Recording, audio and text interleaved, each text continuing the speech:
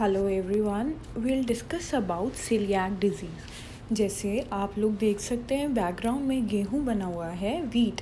So we'll be discussing about wheat. celiac disease को हम celiac sprue के नाम से भी जानते हैं और ये एक ऑटो इम्यून डाइजेस्टिव डिजीज़ है, यानी कि हमारी बॉडी के जो इम्यून सेल्स हैं वो हमारे हेल्दी सेल्स पर अटैक करते हैं, वो एनगल्फ करने लग जाते हैं हेल्दी सेल्स। और उससे क्या होता है, हमारे विलाए जो फिंगर लाइक प्रोजेक्शंस होती हैं हमारे स्मॉल इंटेस्टाइन में, वो डैमेज होने लग जाती है। वहाँ पे हमें एट्रोफी के साइन नज़र आते हैं, यानी कि टिश्यू डैमेज। और ये क्यों होता है? क्योंकि हमारे जो वीट है, जो हमारा स्टेपल फूड है नॉर्थ इंडिया का, उसमें एक प्रोटीन होता है जिसका नाम होता है ग्लूटेन। वो ग्लूटेन हमारे बॉडी में जाके रिएक्शन करता है, जिस वे में हमें एट्रोफी नज़र आती है और हमें एलर्जिक रिएक्शंस नज़र आते हैं और हमारा इम्यून सिस्टम वीक करता रहता है। ग्लूटेन खाने से ये होता है कि हमारा इम्यून रिस्पॉन्स स्लो हो जाता है, पर्टिकुलरली स्मॉल इंटेस्टाइन में।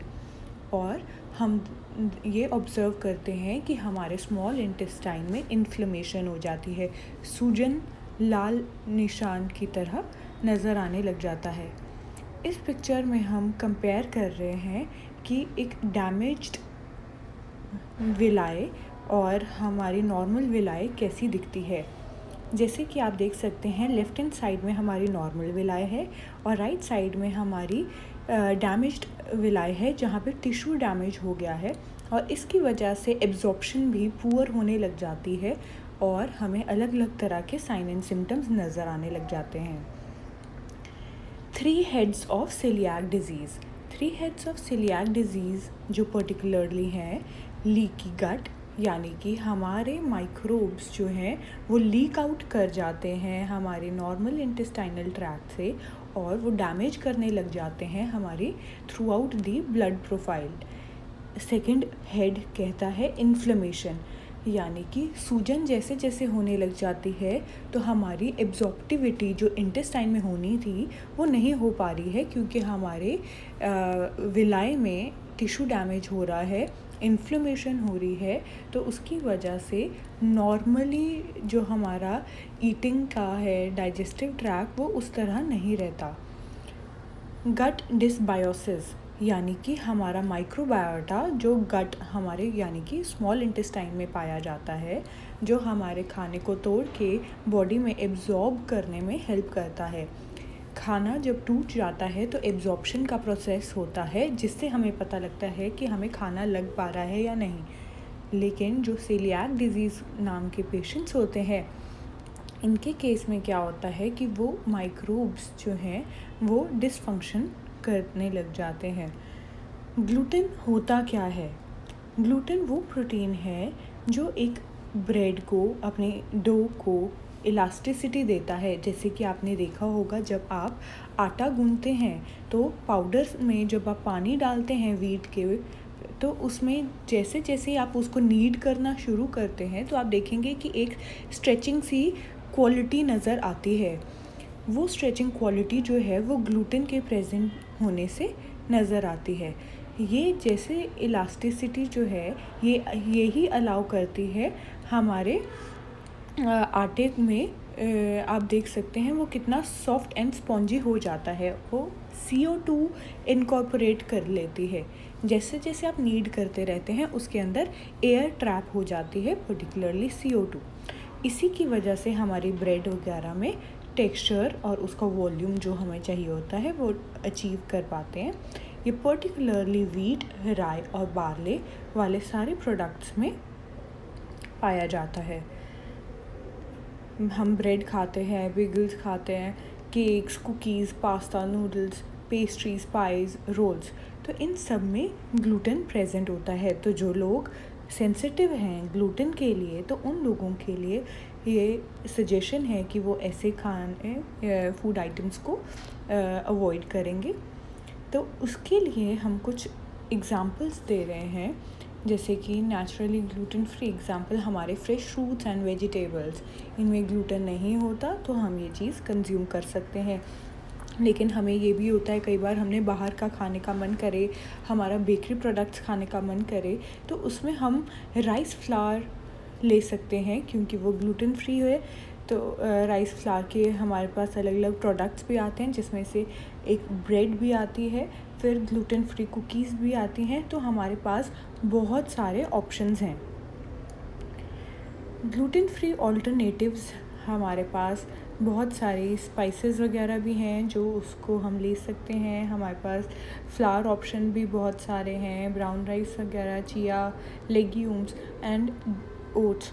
ये सारे जो हैं they are rich in various macro and micro nutrients. तो डरने की बात नहीं है, हम ये सारे ऑप्शंस रख सकते हैं। ध्यान क्या रखना है, जब हम एलर्जिक पेशेंट के लिए खाना बना रहे हैं किचन में, तो हमें ध्यान देना है कि इनके जो यूटेंसिल्स हैं वो सब थॉरली वॉश्ड हों और एक तो अलग बने। क्योंकि क्या होता है कई बार हमारे अनाज के जो ये लाइट वेट पार्टिकल्स होते हैं, ये उड़ के थोड़ा क्रॉस कंटेमिनेट कर देते हैं हमारे खाने को, और उसकी वजह से पेशेंट के लिए प्रॉब्लम हो सकती है। और ज़्यादा इकट्ठे हुए खाने से ना उठाएं क्योंकि मिलावट भी होती है। ये कुछ साइन एंड सिम्टम्स हैं जो हम सेलियाक पेशेंट्स में ऑब्ज़र्व करते हैं।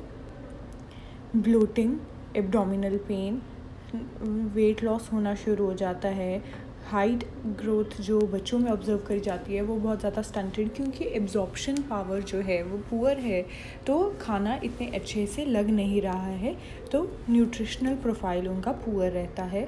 थकावट फील करते हैं, खून की कमी होने लग जाती है, अल्सर नज़र आते हैं, डायरिया या कॉन्स्टिपेशन यूजुअली रहने लग जाता है जब भी आप ग्लूटेन वाले प्रोडक्ट कंज्यूम करते हैं।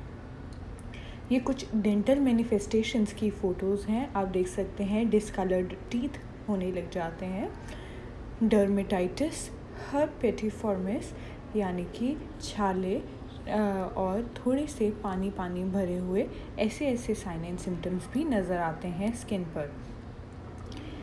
प्रिवेलेंस ऑफ दीज सिम्टम्स, ये आप देख सकते हैं कि ये कितने ज़्यादा सिम्टम्स के होने के चांसेस रहते हैं। ये अलग पाई ग्राफ के फॉर्म में दिया हुआ है, ये पाई चार्ट आप देख सकते हैं। सेलियाक डिजीज़ का टाइप 1 डायबिटीज़ से भी कोरिलेशन यहाँ पे समझाया गया है। 1 in 20 people diagnosed with celiac disease have type 1 diabetes। तो ये ज़्यादातर माना जाता है कि ये भी एक ऑटो इम्यून डिज़ीज़ है और it is thought to develop the same way like celiac disease does. हमें पता है टाइप 1 डायबिटीज़ भी एक ऑटो इम्यून डिज़ीज़ की तरह ही है। तो ये पाया गया है कि 20 पीपल के अमंग 1 पीपल यूजुअली जो डायग्नोज सीलियाक डिजीज़ होता है उसको ज़्यादातर टाइप 1 डायबिटीज़ होती है। तो ये एक सजेशन है gluten free diet plate follow करने के लिए। Fruits 2 to 3 servings per plate, veggies 3 to 5 servings per plate, milk and milk products 2 to 3 servings, breads and cereals 6 to 9 servings, meat and beans 2 to 3 servings, ताकि हमें deficiencies disorders further तंग ना करें। Diagnosis blood test के through हम diagnose कर सकते हैं, यानी कि ब्लड सैंपल जब हम चेक करने के लिए देते हैं तो उसमें हमें पता लग जाता है हमारा प्रोटीन अमाउंट, हमारे इम्यून सेल्स, जिसे हम इजीली पता लगवा सकते हैं। सेकंड, इंटेस्टाइनल बायोप्सी, यानी कि हमारा थोड़ा सा टिश्यू जो है वो स्क्रैप करके from the intestinal portion further testing के लिए भेजा जाता है और उससे हमें पता लग जाता है कि if we are allergic to gluten और नॉट। फिर है स्क्रीनिंग भी जो है वो हमारे पर्टिकुलरली एलर्जन रिएक्शंस को ही ऑब्ज़र्व करके हमारा ब्लड सैंपल से हमें पता लग जाता है, जिससे हम इजीली स्क्रीन कर पाते हैं। ट्रीटमेंट, जैसे कि हमें पता है हम सीलियाक के बारे में पढ़ रहे हैं, तो इसका ट्रीटमेंट भी CELIAC के फॉर्म में दिया गया है। फर्स्ट, कंसल्टेशन, यानी कि डॉक्टर के पास जाइए, उनसे कंसल्ट कीजिए कि आपको कैसे कैसे साइन एंड सिम्टम्स नज़र आ रहे हैं। फिर उनसे एजुकेशन लीजिए, वो आपको समझाएंगे कि आपने क्या खाना है, क्या नहीं खाना, और इस तरह के डिज़ीज़ में क्या होता है। लाइफ लॉन्ग एडहेरेंस, ये मान लेना चाहिए कि आपका जो डाइटरी लाइफस्टाइल है, आपको वो लाइफ लॉन्ग जो है वही फॉलो करना होगा।